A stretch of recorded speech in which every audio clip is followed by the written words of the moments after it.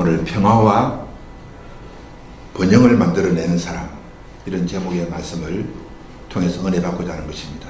따라하실까요? 평화와 번영을 만들어내는 사람. 평화와 번영을 만들어내는 사람. 이 세상을 살아가는 모든 사람들이 꿈꾸는 삶이 있다면 평화와 번영의 삶일 것입니다. 왜냐하면 하나님이 우리를 지으시고 에덴 동산에 사는 우리들에게 주신 삶이 바로 안식, 평화와 번영의 삶이었기 때문에 그렇습니다. 근데 우리가 마귀에게 속아서 하나님께 죄를 범하고 부패하고 타락한 인격을 가졌을 때 평화와 번영을 잃어버렸다는 거죠.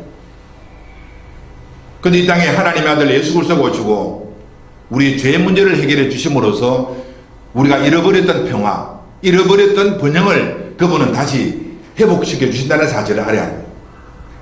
오늘 읽은 본문에 솔로몬이라는 사람은 자기의 삶 속에 잃어버린 평화, 잃어버린 번영을 다시 회복하는 그런 내용이 오늘 본문에 기록되고 있다는 거죠. 솔로몬이 자기 아버지로부터 왕국을 받았을 때 자기가 바라보는 그 나라에는 평화가 없었다는 거죠.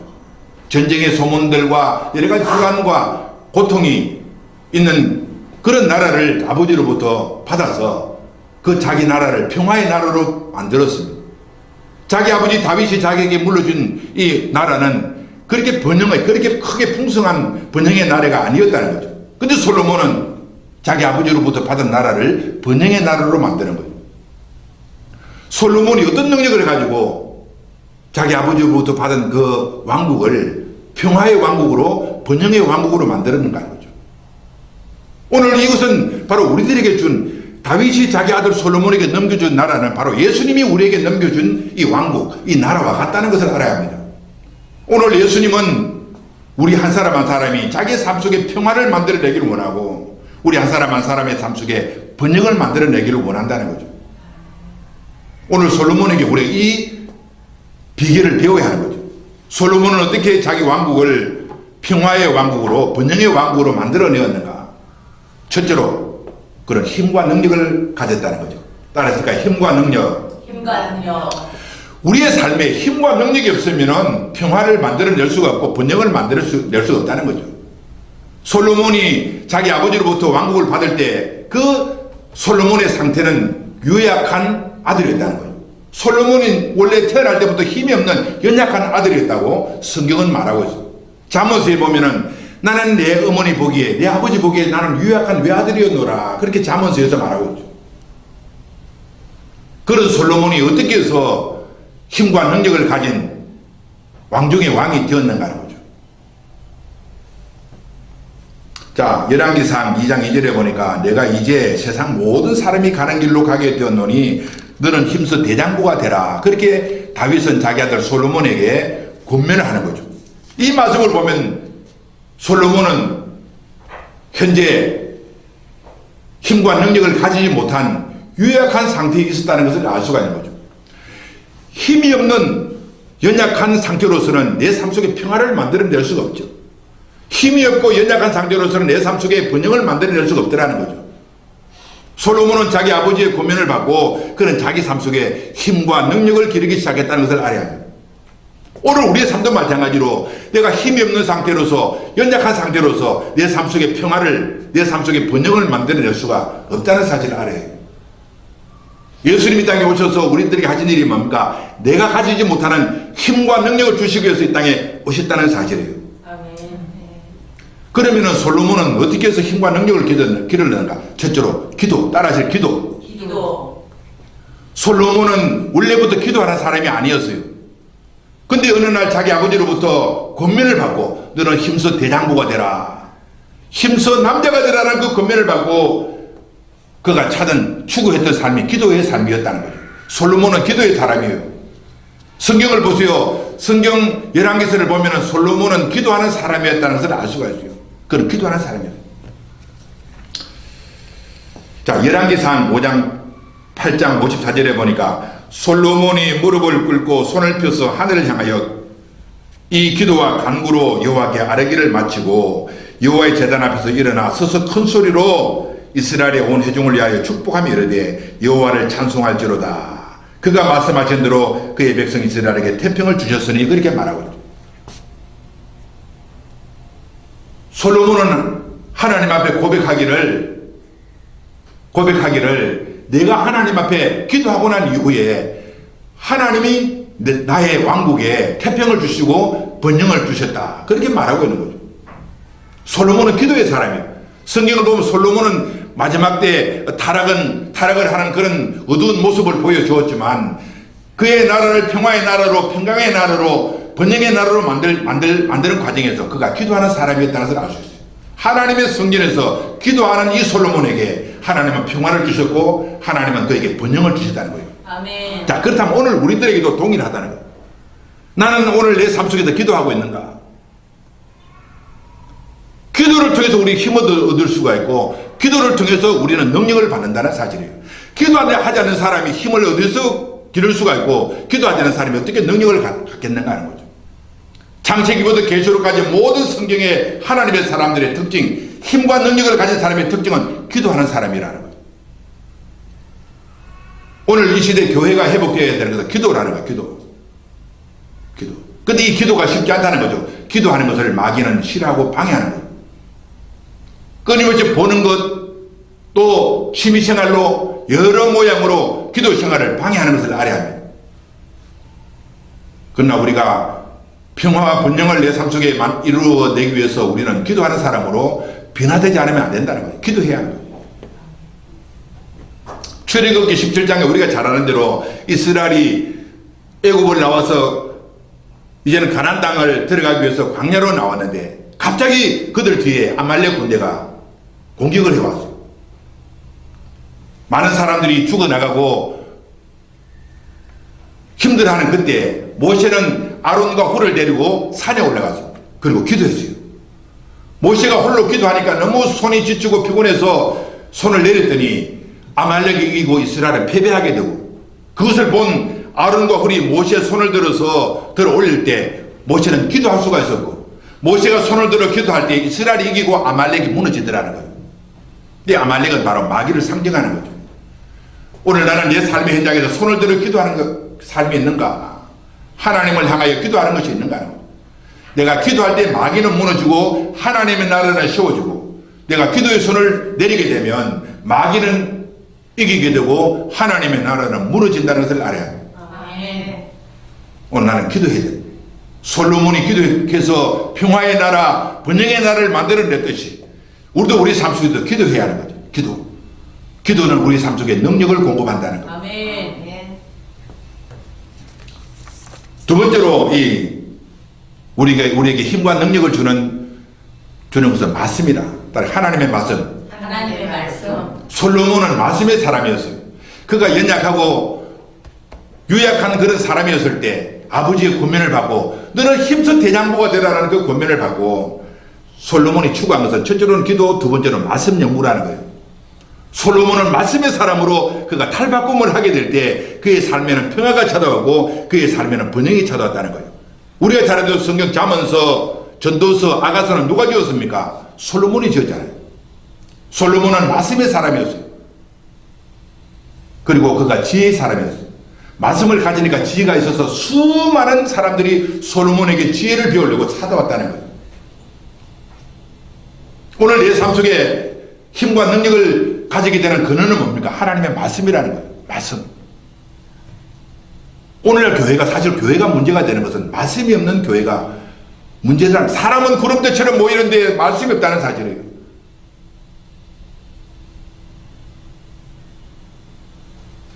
말씀이 없는데 교회가 세워집니까? 그럴 수 있어요. 우리 하나님의 말씀을 회복해야 하는 말씀.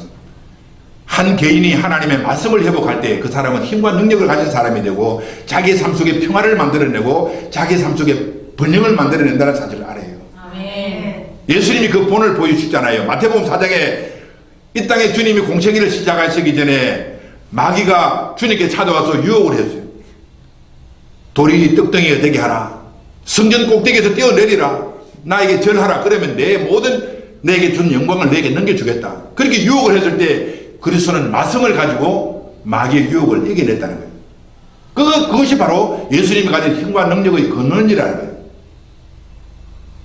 우리 주님 예수님이 말씀의 능력으로 이 세상을 살아가셨다면 우리도 그분의 제자로서, 그분의 자녀로서, 그분의 신부로서 우리들도 마땅히 하나님의 말씀을 가지는 능력의 사람이 되어야 하지 않겠는가.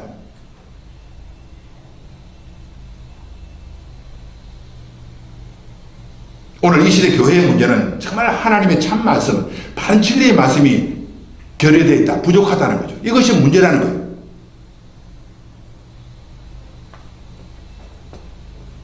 창세기부터 요한계시록까지 그 기록된 말씀의 의미가 뭔가, 그 말씀의 깊은 진리를 발견하고 그것을 연구하고 또 공부하는, 그리고 이 말씀이 나의 인격이 될 때 우리는 능력의 사람이 되고 내 삶 속에 혼란과 무질서는 떠나가고 평화가, 가난과 저주는 떠나가게 되고 번영의 삶이 우리 삶 속에 찾아옴을 우리는 기억해야 하는 거죠. 아멘.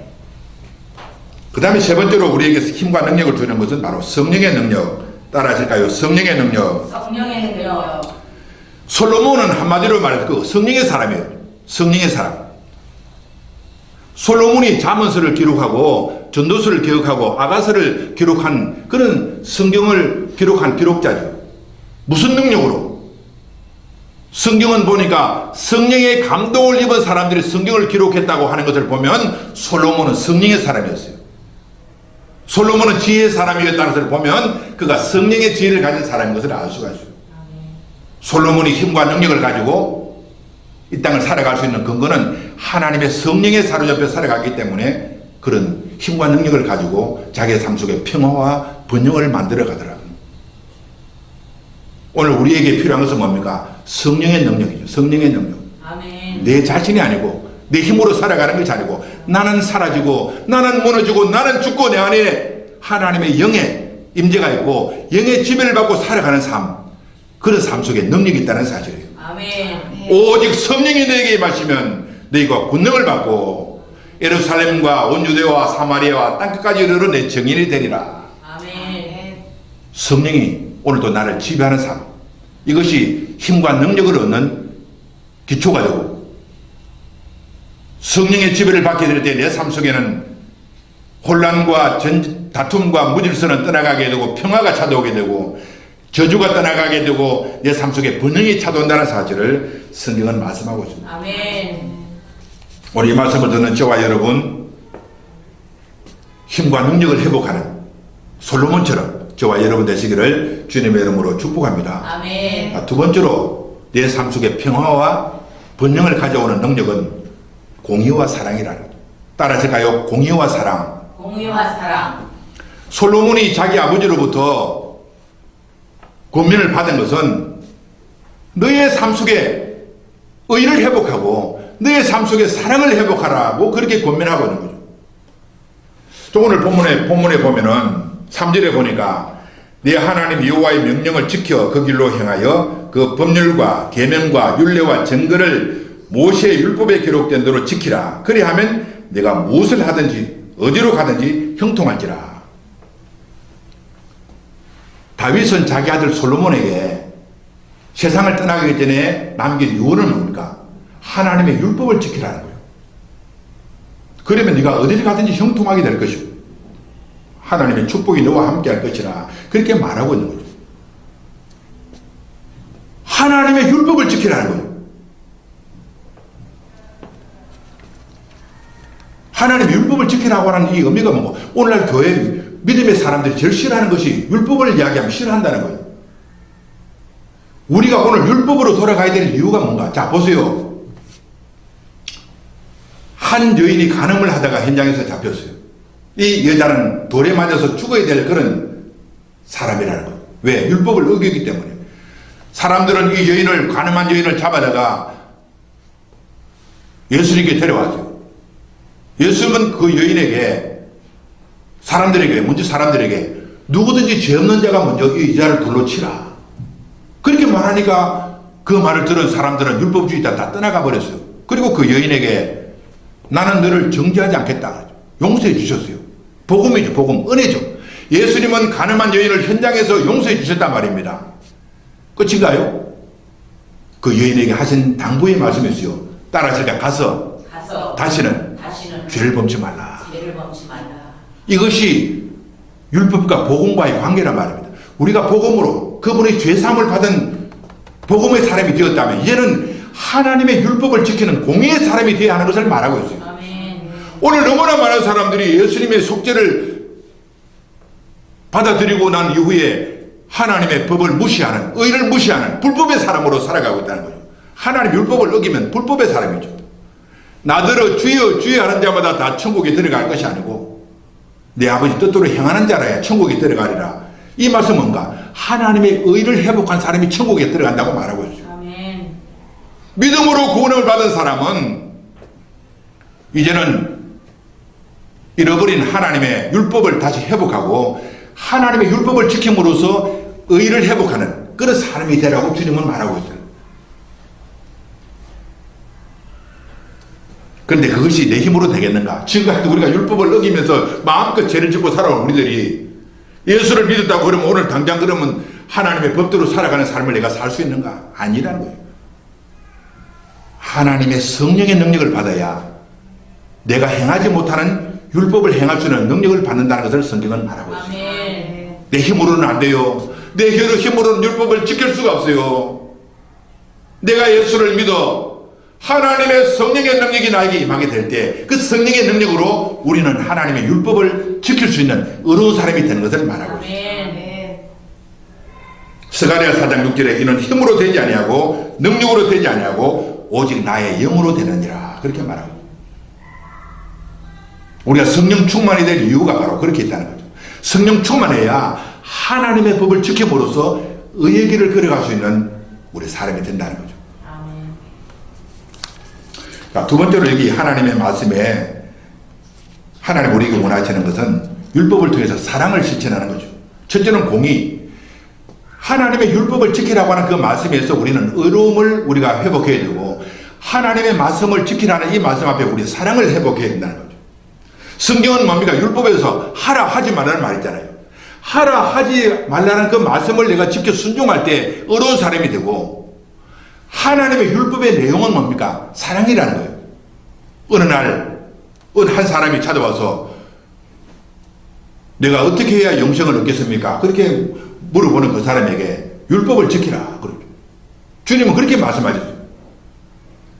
그리고 그 말씀을 하시고 난 이후에 율법에서 무엇이 더 중요한가? 그렇게 물어봤을 때 주님 하신 말씀이 사랑이라고 말했어요. 율법은 뭐라고 말하는가? 율법은 하나님 사랑, 이웃 사랑을 말하고 있다. 그렇게 말하고 있어요. 우리가 율법을 지킨다는 것은 하나님을 사랑하고 내 이웃을 사랑하는 것이 율법의 완성이라고 성경은 말씀하고 있어요. 아멘. 그런데 이것이 우리가 가능한가요? 사랑. 한 번도 보지 못한 하나님을 내가 사랑하고 내 이웃을 내 몸처럼 사랑할 수 있는 그 사랑이 내 힘으로 가능한가요? 불가능한 거예요. 우리 하나님의 율법을 볼 때 이 내 힘으로 불가능한 거예요. 그걸 알아야 되는 거예요. 아, 나는 율법 앞에 전적으로 무능한 자이구나. 오직 내가 예수를 믿음으로 그분이 보내주신 성령의 능력으로 이 율법은 지켜나갈 수 있는 것인 것을 알아야 하는 거죠. 하나님의 영이 그 사람에게 들어오면 하나님을 사랑하게 되고 하나님의 성령이 나를 지배하게 되면 내 이웃을 내 몸처럼 사랑할 수 있는 능력을 회복하게 된다는 것을 말하고 있죠. 아멘. 다윗은 자기 아들에게 명령하기를 부탁하기를 너는 하나님의 말씀을 지키고 행하라고 말씀하신 것이 바로 그런 의미가 있다는 거예요. 너는 공의롭게 이 세상을 살아라. 너는 사랑하며 이 세상을 살아라. 그 권면을 받고 성령으로 충만함을 받은 이 솔로몬은 하나님의 의를 지키기 위해서 그런 노력했고 하나님을 사랑하고 이웃을 사랑하는 사랑의 삶을 실천하는 삶을 살았을 때 그의 나라에는 평화가 왔고 그의 삶에는 번영이 왔다는 사실이에요.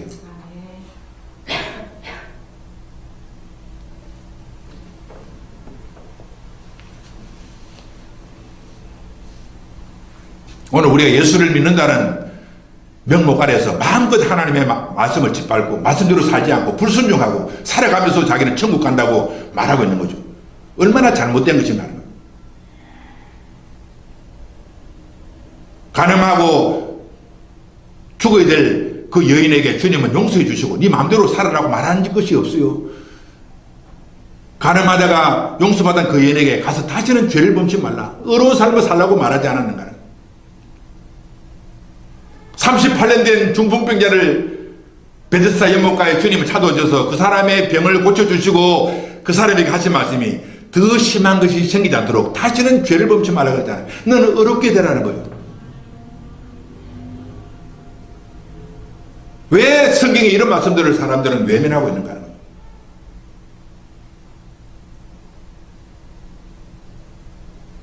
의를 회복하는 사람은 내 힘으로 되지 않습니다. 예수를 믿어 내가 의에 이루고 하나님의 성령을 받아 의를 실천하는 능력을 갖게 되는 것을 성경은 말하고 있습니다. 아멘.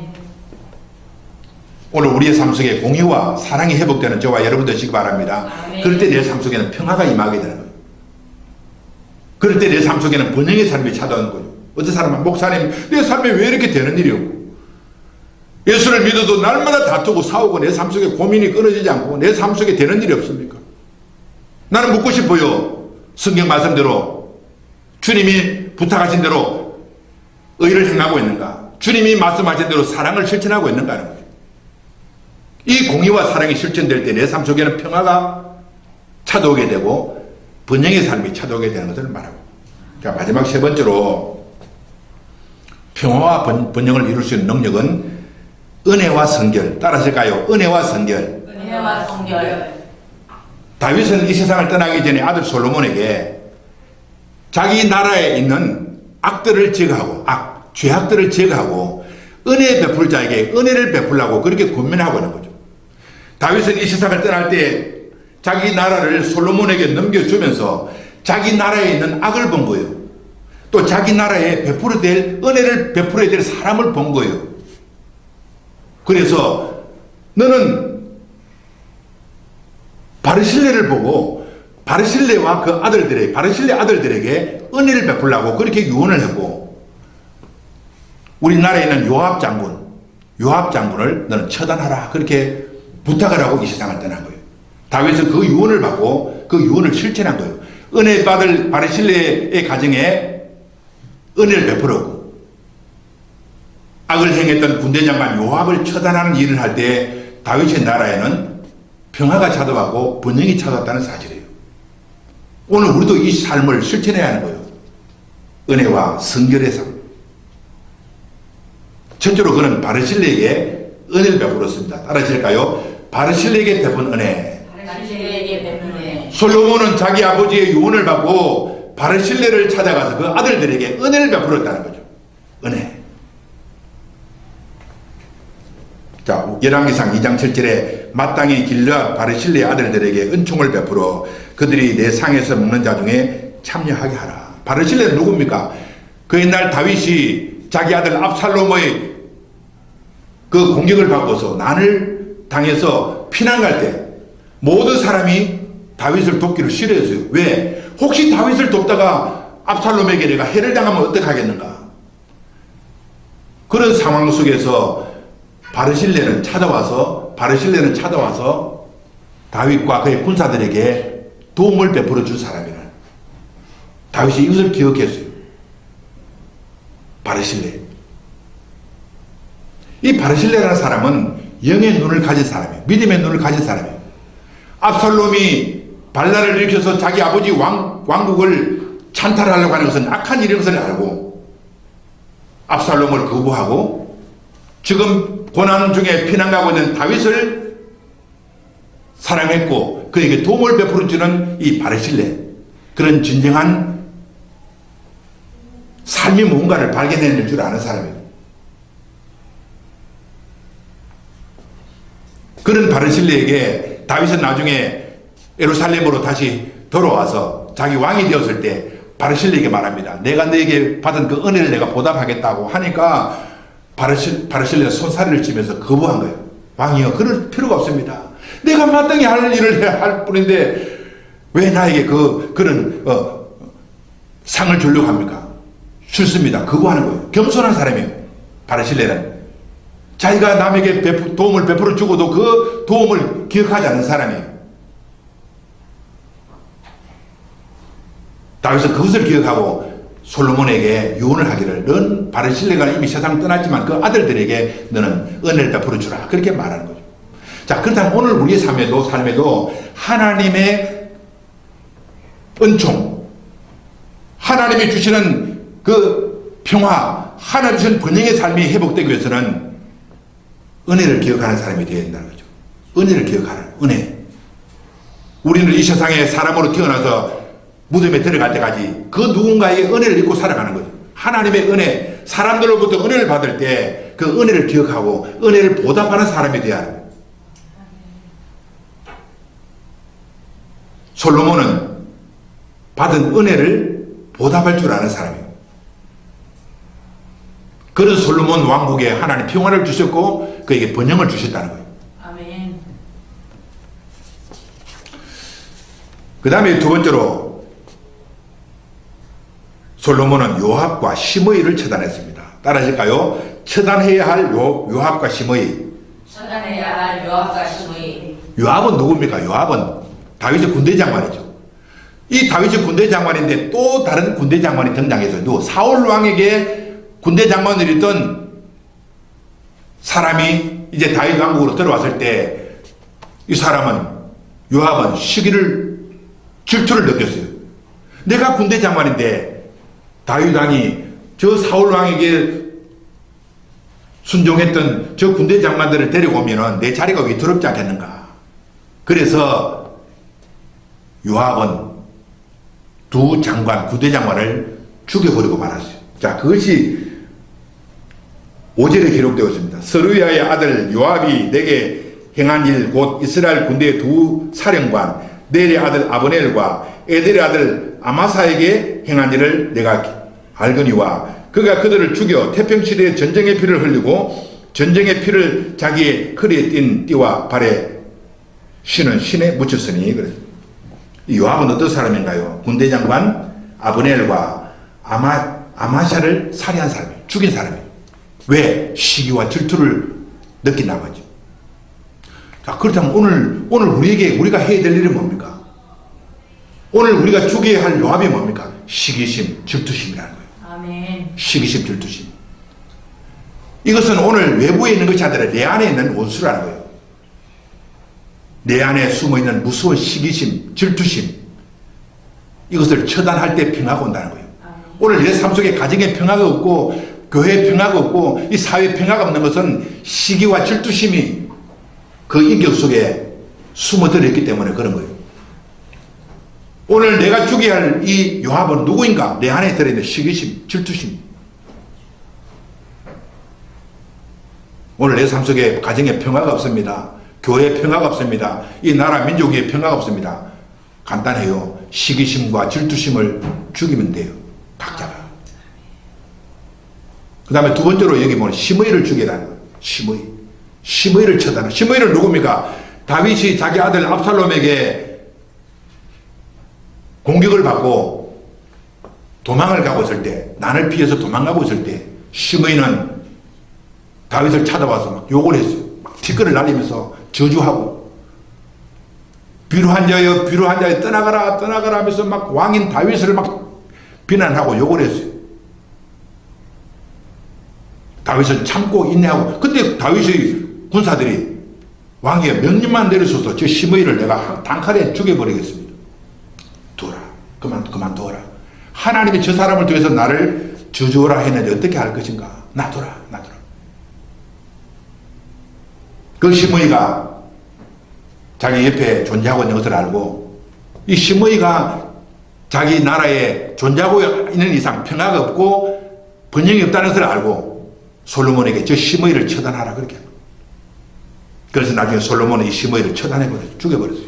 그때 다윗 왕국에 평화가 오고 다윗 왕국에 번영이 왔다는 거죠. 시므이는 누굽니까? 남을 저주하는 사람이죠. 형제를 저주하는 사람. 형제를 비난하고 욕하는 사람이에요. 내가 어떤 사람을 비난하고 저주해보면은 그 비난과 저주를 통해서 내 삶 속에 평안을 깨지는 거예요. 가정에도 가족끼리 서로 비난하고 저주하면 그 가정의 평안을 깨어지는 거죠. 남을 비난하고 저주할 때 평안을 깨지는 거예요. 하나님의 축복도 사라지는 거예요. 오늘 내가 죽여야 할 시므이는 저주하는 입술이죠. 저주하는 입술. 남을 비난하는 입술. 사람들은 이것도 모르고 계속적으로 누군가를 비난하는 거예요. 자기 마음에 안 들면 비난하는 거예요. 비난하고 욕하는 이런 시므이가 내 삶 속에 존재하는 한 내 삶 속에는 평화가 올 수가 없어요. 번영이 올 수가 없어요. 하나님의 축복이 올 수가 없다는 거예요. 솔로몬은 자기 아버지 유언을 받고 이 시므이를 처단했을 때 그 왕국에는 평화가 왔고 그 왕국에는 번영이 왔다는 사실이에요. 이 시므이도 오늘 내 속에 들어있는 죄성을 말하는 거예요. 남을 비난하는 인격, 남을 정죄하는 판단하는 인격 말이에요. 이것을 죽여야 하는 거예요. 어떻게 죽입니까? 말씀의 칼로, 하나님의 말씀의 칼로 자기 속에 숨어있는 이 비난하는 인격을 죽여야 하는 거예요. 아멘. 성경은 하나님의 말씀이 칼이라고 말합니다. 하나님의 말씀은 살았고 운동력이 있어서 좌우에 낯선 어떤 금보다 예리하여 우리의 혼과 영과 관절과 고수를 찔러 쪼개기까지 한다는 거예요. 하나님 말씀이 칼이라는 칼. 이 칼이 내 인격에 들어와서 남을 비난하고 시기하고 남을 정죄하는 이 인격을 수술할 때 내 인격은 예수를 닮은 인격으로 변화되고 내 삶에는 잃어버린 평화가 찾아오고 내 삶에는 잃어버린 번영이 찾아온다는 사실을 말하고 있습니다. 아멘. 오늘 이 말씀은 성경은 간단한 말씀이 아니에요. 성경 말씀은 그렇게 간단한 말씀이 아니에요. 우리가 성경을 대할 때 너무너무 간단하게 소홀히 대해왔다는 사실을 알아야 합니다. 성경은 깊은 진리가 있는 생명이 되는 말씀이 기록된 말씀이에요. 오늘 이 말씀을 듣는 저와 여러분, 솔로몬처럼 여러분 삶 속에 평화를 만들어내고 여러분 삶 속에 번영을 만들어내는 축복의 주인공들 되시기를 주님의 이름으로 축복합니다. 아멘.